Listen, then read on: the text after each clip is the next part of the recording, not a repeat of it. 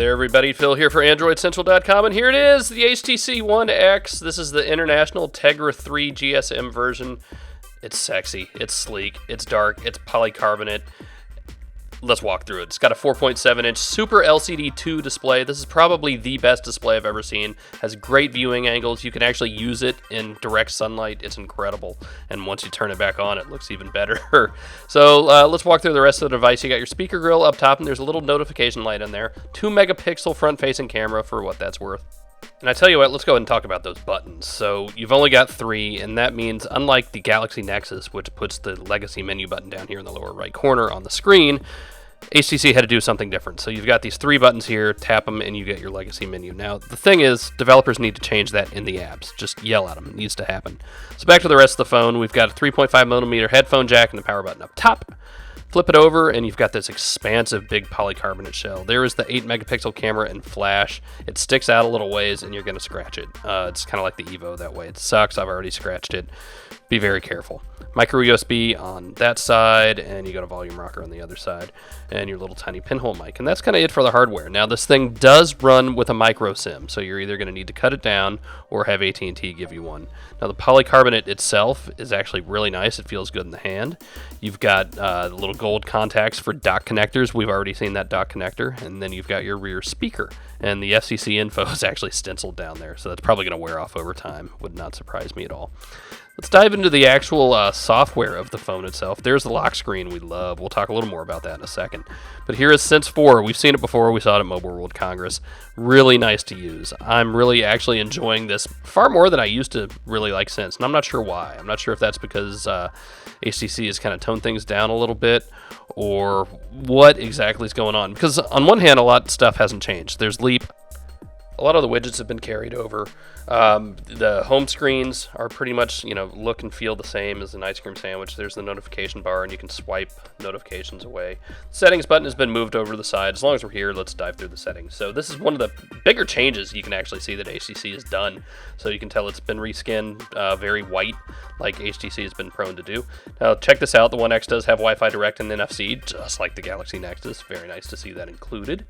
What else should we look at? There's the personalized menu. So that's an old standby from HTC. Now it's been a little buried here in the settings and not quite as out on the forefront as it was before, but you still have scenes, so you can still save preloaded different home screens, which is nice to do. So you can have one for social, one for work. We have themes now, so you can actually theme the Chrome of the UI a little bit. So you see the buttons change. Some of the widgets will change as well, and that's kind of fun to do, actually. Wallpaper, that's standard. The lock screen style. So this has changed a little bit over previous versions of Sense. You can still have different backgrounds, and I like that a lot. In fact, I'm going to go ahead and put the weather on here. But what's changed is the way it works with the dock. So it used to be independent of the dock, but now that HTC has moved to this new dock, it's actually slave to what's in there. So what you see on the home screen is also what you have in the dock.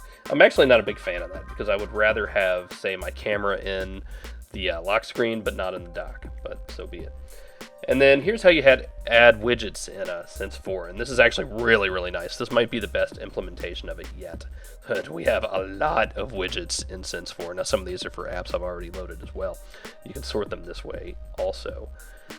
And adding them is as simple as just dragging one up to home screen, right? You can also do it with apps, so you'll get a listing of apps. And it's nice that you can see the home screens and see what's empty, what's not. See, if it's not empty, it turns red. If it is, if you do have a space to put something, it turns green. So that's how we put, say, the Gmail app, and widgets work the same way. Back into the settings. How about we'll look at, say, developer options are here. How about that? That was a little bit of a surprise. Expect to see that more on a Nexus device, but it's here on the HTC One X, and that is nice to see. So the About screen, 4.0, Sense 4, Android 4, good stuff. What else? How about storage, just to see exactly what we're dealing with. Now, this version of the One X has 32 gigabytes of storage. You got about 2 for app installs, and then 25 for everything else. Again, US versions are going to vary from that a little bit, so check with press releases, check with us, check with the carrier, so that will vary a little bit.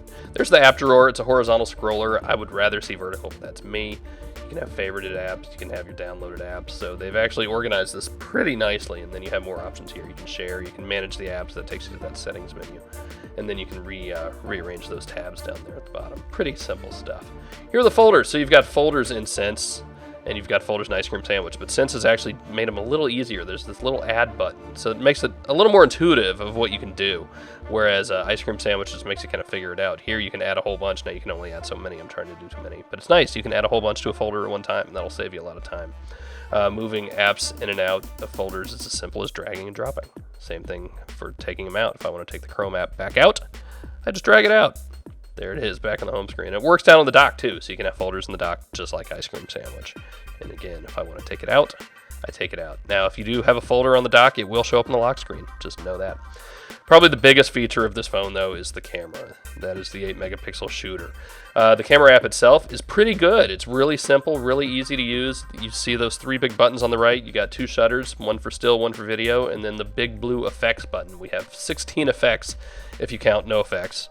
The punk band, never mind. And then we have these other camera scenes. HDR is built in, panorama is built in, low light, close up, macro, landscape, whiteboard, whole bunch of really cool stuff, and it's really easy to use, and HTC's done a really nice job. The other really excellent thing here is the shutter time, 0.7 seconds. So you hit it, it takes a picture. You can actually hold it down and take up to 30 seconds of back to back to back to back to back, really, machine gun style pictures. And while you're shooting 1080p video, you can also shoot still frames there. So the headphones that came with this thing, not all that impressive. Little earbuds. What is impressive, however, is Beats Audio, and that's baked into this thing at a much lower level now, so any app can take advantage of Beats Audio. As long as you're plugged in, as long as you have headphones or speaker plugged in, it works just fine. So again, it will not work coming out of the rear speaker on the phone, which, not really a shame. You're not going to notice at that point. The speaker itself, not horrible, but you're going to want earbuds. So that's it for the HTC One X. Very, very excited about this phone. All in all, really good showing from HTC, from the hardware to the camera to the software. That's it. See ya.